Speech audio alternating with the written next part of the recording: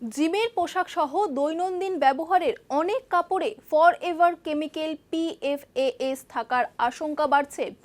এই রাসায়নিক শরীরে জমে থেকে ক্যান্সার সহ নানান রোগের ঝুঁকি বাড়াতে পারে। তাই কি করা উচিত আর কি না, দেখুন বিস্তারিত। দৈনন্দিন পোশাক, বিশেষ করে জিম বা অ্যাক্টিভ ওয়্যারে ফরএভার কেমিক্যাল নিয়ে নতুন করে উদ্বেগ তৈরি হয়েছে। এই রাসায়নিকগুলিকে বলা হয় PFAS। এগুলি এমন এক ধরনের কৃত্রিম রাসায়নিক যা জল, তেল ও দাগ প্রতিরোধ করতে ব্যবহৃত হয়।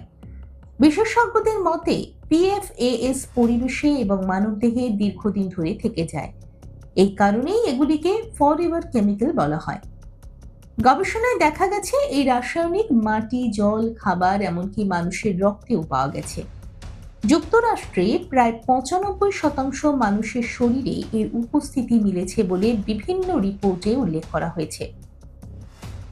স্বাস্থ্য বিশেষজ্ঞরা সতর্ক করছেন, PFAS এর সঙ্গে একাধিক শারীরিক সমস্যার যোগ থাকতে পারে। এর মধ্যে রয়েছে থাইরয়েডের সমস্যা, কিডনি ও টেস্টিকুলার ক্যান্সারের ঝুঁকি, শিশুদের ক্ষেত্রে কম জন্ম, ওজন এবং টিকার কার্যকারিতা কমে যাওয়া।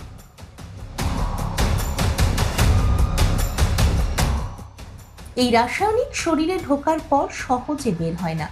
সাধারণ অনেক রাসায়নিক কয়েকদিন বা ঘন্টার মধ্যে শরীর থেকে বেরিয়ে যায়, কিন্তু PFAS শরীরে জমতে থাকে।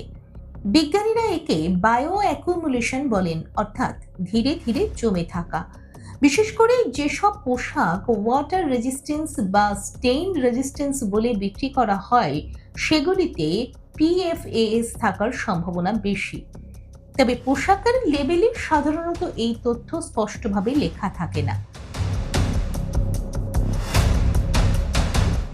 এই পরিস্থিতিতে বিশেষজ্ঞরা কিছু সতর্কতার পরামর্শ দিচ্ছেন, যেমন PFAS মুক্ত পণ্য বেছে নেওয়া, নতুন পোশাক ব্যবহারের আগে কয়েকবার ধোয়া এবং সম্ভব হলে পুরনো বা সেকেন্ড হ্যান্ড পোশাক ব্যবহার করা।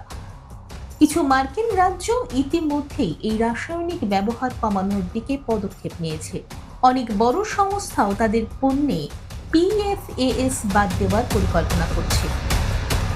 দেখুন এই সময়ের তথ্য ও চিত্র প্রতিদিন রাত 9টায় ও সকাল 8টায় শুধুমাত্র চ্যানেল 1-এ।